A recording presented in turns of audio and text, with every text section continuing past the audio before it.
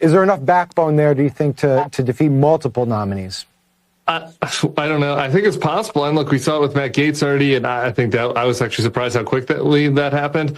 To me, Kash Patel, and I don't say this lightly, is the most dangerous nominee that we've seen yet to our democracy. I mean, you might think that having Pete Hegseth running the military is a greater level of danger because of his lack of experience, or Tulsi Gabbard at intelligence. But just as far as the threats to democracy that we were warning up about before the election, and Kash Patel was a key player inside the Trump White House, pushing for and orchestrating the coup attempt in 2020. He was trying to completely take control of the Justice Department at the time. He was Trump's top lieutenant who was willing to do anything and advance any lie in service of his attempt to overturn that last election, to such a degree that there were many people that were Trump appointees in 2020 who were staying around and saying no, like standing in the breach and saying, no, not Kash Patel. Like, you cannot put Kash Patel as a temporary leader of the Justice Department, et cetera. These are Trump appointees. And so, I will see what happens in the Senate. But if Trump had people around him that were quasi-loyalists that were like, that guy's too far, who knows what that'll mean for the Senate. So Donald Trump has chosen Kash Patel as his FBI director. And boy, oh boy, the Democrats are absolutely losing their minds over this pick. Now, I'll be the first to tell you that I am not happy about all of Trump's picks, but I am very happy about this one. And listen, it's not because I just love Kash Patel as a person. It's not because I agree with everything he's ever said or done, although I don't have a problem with him. The reason why I'm happy with this pick is because he is going to shake things up. And that's what we need. We don't need any of these rhinos. We don't need some of the people that Trump picked. I'm like, why would you pick this person? We're trying to drain the swamp here. We're really trying to shake things up. And this is one of those picks, people. This is one of those picks. He's going to come in, and he already has people rattled, and Trump isn't even in office yet. Now, the reason why the left is losing their minds about Kash Patel is because for years now, he's been very vocal about wanting to release a lot of these lists of high-profile, powerful, rich people who are doing a lot of evil things. I'm talking, he's actually been vocal about releasing videos and lists of who was attending Diddy's parties. He also said that he's going to release the Epstein list. He said on day one he is going to begin the largest declassifying operation the world has ever seen, declassifying all types of top secret FBI information. I'm talking about everything from these lists that we just talked about down to JFK, you name it. There's a lot of stuff that he is threatening to release. And of course, the left is going to lose their minds because a lot of them are going to be caught up. A lot of them are on this list. And to be clear, there's Republicans on the list as well. But the left is collectively losing their minds because they know that this guy will be effective. When Trump makes his picks and you don't hear anything from the mainstream media, that lets you know it's not a good pick. Okay?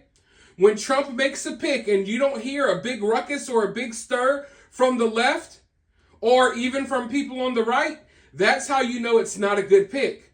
When you go on CNN, MSNBC, and you see these people having complete meltdowns about certain picks, that's how you know it's a good pick. For example, I thought Matt Gaetz was a good pick, but I don't know. It looks like Matt Gaetz maybe has something going on. Maybe he has some skeletons in his closet. There's a reason why, he's at where he's at right now. So we'll get into that maybe in the future. But for right now, I want to go ahead and tune in to CNN really quickly and watch these people freak out as they realize that their idols, a lot of the politicians on the left, a lot of these celebrities, may be going down soon if these lists and if this information is really revealed. Let's go ahead and roll the clip, and then I'll be right back. Andrew, I just want to start first with you and just get your reaction to this news tonight. Yeah, well, it's a terrible development for the men and women of the FBI and also for the nation that depends on a highly functioning, professional, independent Federal Bureau of Investigation. The fact that Kash Patel is profoundly unqualified for this job is not even like a matter for debate. So I think what we should really be thinking about right now is, what does this signal in terms of Donald Trump's intent for the FBI? The installation, or the nomination, I guess we should say at this point, of Kash Patel as FBI director can only possibly be a plan to disrupt, to dismantle, to distract the FBI, and to possibly use it as a tool for the president's political agenda. And, you know, as an organization, we know what that looks like. This country has been there before, right? The pre-Watergate FBI, the J. Edgar Hoover FBI, struck fear in the hearts of Americans across the spectrum of politicians, people in entertainment, people in the civil rights community, because the director operated at the direction of presidents to collect political intelligence and to utilize the legal authorities, the investigative authorities of the FBI to terrorize and intimidate Americans. So the question is that where we're going back to with this nomination? I would argue that Kash Patel would be the perfect person for Donald Trump to nominate if that's in fact his intent for the FBI. You know, a lot of celebrities and rich and powerful people are shaking in their boots right now. Obviously, the mainstream media is trembling. They don't know what to do. They're triggered. But no one is more worried than a lot of these people in the FBI, because they've been getting away with doing a lot of shady things, and now a lot of that stuff is going to come to light. The crazy part that you guys need to realize is, listen, we can talk about these lists and different things that can be declassified. The craziest stuff is stuff that we don't even know about yet. Like, there's things that we know about, but we don't know the full details, and we want those details to be released. But there's also deep, dark secrets that none of us are aware of that may come to the light. And that's why you're going to see a lot of people who work in the FBI, a lot of ex-FBI agents, they're going to be coming out speaking against this pick, because he is going to come in and flip things upside down.